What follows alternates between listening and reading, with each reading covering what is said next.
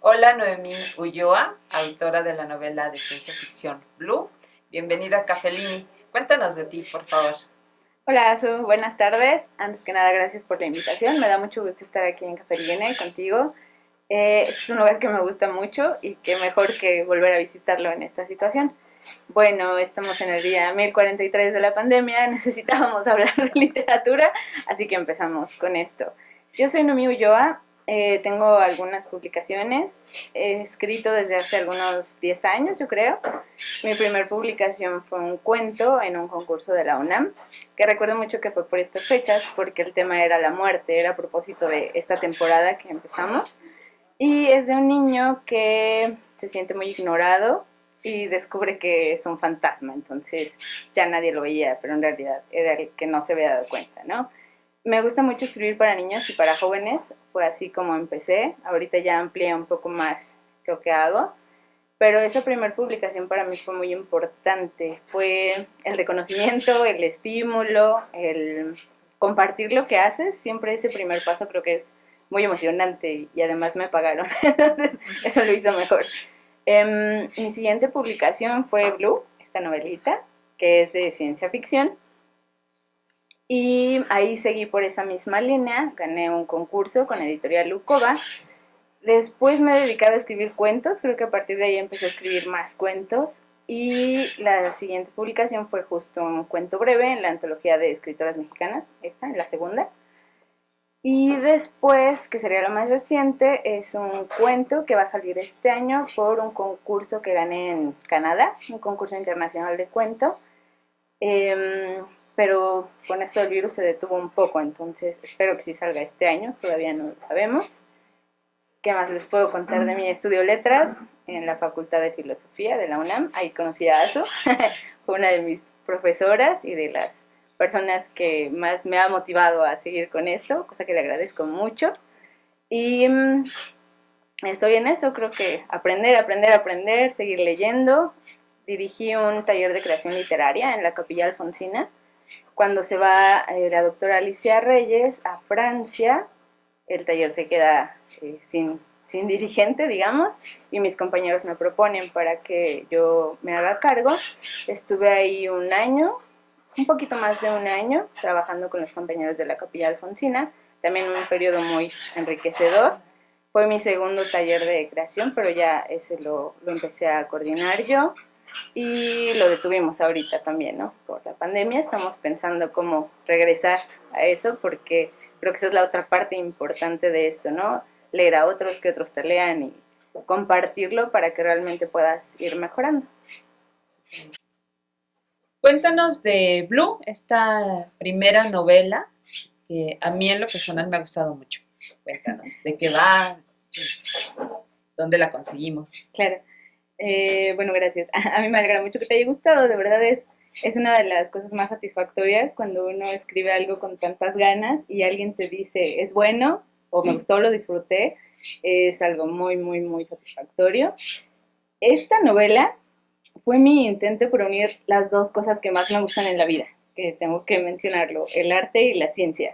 Yo desde muy chiquita leí, crecí en una familia de lectores, entonces todo el tiempo había libros a mi alrededor y eso me sirvió mucho porque así fui como conocí los libros. Unos no me gustaron y otros sí, pero crecer rodeado de libros es algo que creo que te marca muchísimo, ¿no? Y siempre he sido muy fan, muy seguidora de la divulgación científica. Es algo que me gusta mucho leer, me gusta saber de los avances, de lo que se hace. Darwin es uno de mis personajes favoritos históricamente, entonces para mí fue un intento de unir estas dos cosas. La ciencia ficción te permite hacer eso y la literatura para jóvenes es algo que creo que necesitamos explorar, abrir y que es de lo que mejor funciona para ellos ofrecerles otras formas de vida. Creo que darles historias interesantes es no solamente entretenerlos, sino enseñarlos a pensar diferente, a ver que hay otras posibilidades. He trabajado mucho con jóvenes y es algo que me divierte mucho. Nunca, creo que nunca voy a dejar de actuar como ellos, entonces es un lugar donde me siento muy a gusto, porque puedo bromear, no puedo reír, nos podemos hacer bromas y demás. Y al escribir esto, traté de pensar en lo que a ellos les podría resultar interesante y que uniera esas dos cosas, ¿no? La historia es de unos estudiantes de cine que empiezan a notar ciertos sucesos extraños, inexplicables en una grabación. Hay un chico que nota a una chica relacionada cada que pasa algo extraño y se empieza a preguntar qué está pasando, ¿no? En una, digamos, en un ambiente juvenil donde todo es popularidad, relaciones, estar viendo a los chicos guapos o a las niñas guapas, etcétera, él nota que esta chica es completamente diferente, se aleja y no cumple con ciertos estándares, a lo mejor, de la juventud, ¿no? Pero eso no es lo raro. Hasta ese momento tienen muchas explicaciones él y su amigo, ¿no? A lo mejor solo está en una secta o pueden pasar muchas cosas.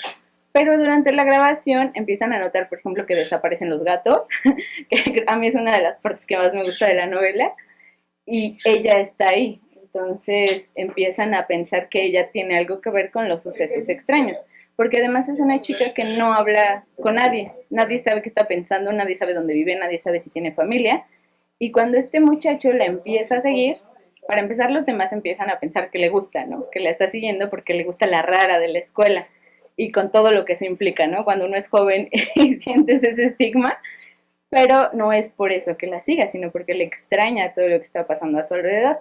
Descubren ahí un complot, una relación con algo, no les voy a contar todo. ¿Alguna recomendación de lectura? Los grandes clásicos, yo siempre recomiendo los clásicos. Hace poco empecé un proyecto de leer a todos los premios Nobel, porque ahí es donde más aprendes. Creo que es importante leer a tus contemporáneos, pero los clásicos siempre van a ser una referencia. Es increíble cómo descubres cosas, por ejemplo, cuando lees la Ilíada, entiendes otras 20 referencias en la cultura de los siguientes siglos. Entonces yo siempre recomiendo que lean los clásicos. Todo lo que ya se reconoce, a los rusos, por ejemplo, que empezaron a tener una oleada de ataques porque su novela es distinta a lo que estamos acostumbrados. Entonces podríamos leer eso, y lo que siempre recomiendo es leer lo más lejano que sea para ti, tanto físicamente como de tiempo. Entonces, lean, por ejemplo, Rumania, Serbia, los rusos, todo aquel lado, japoneses.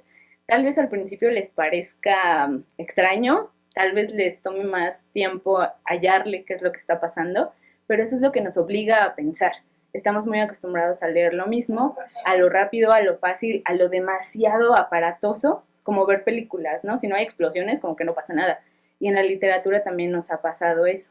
Entonces, si nos tenemos que obligar a darnos tiempo para nosotros mismos, puedes leer algo que jamás en tu vida hayas considerado y tratar de entenderlo, de ver esa otra realidad que es ajena a ti. No es que no pase nada, es que pasan cosas diferentes a lo que nosotros estamos acostumbrados. Y además aprendes de historia y de otras muchas cosas, ¿no? Entonces, lo más lejano que puedan en tiempo y en distancia, lo que encuentren. Así es. También tal vez le hemos dedicado mucho tiempo a las redes sociales. Demasiado. ¿A ti dónde te podemos encontrar? Ya que vamos a estar a lo mejor sí, por allá.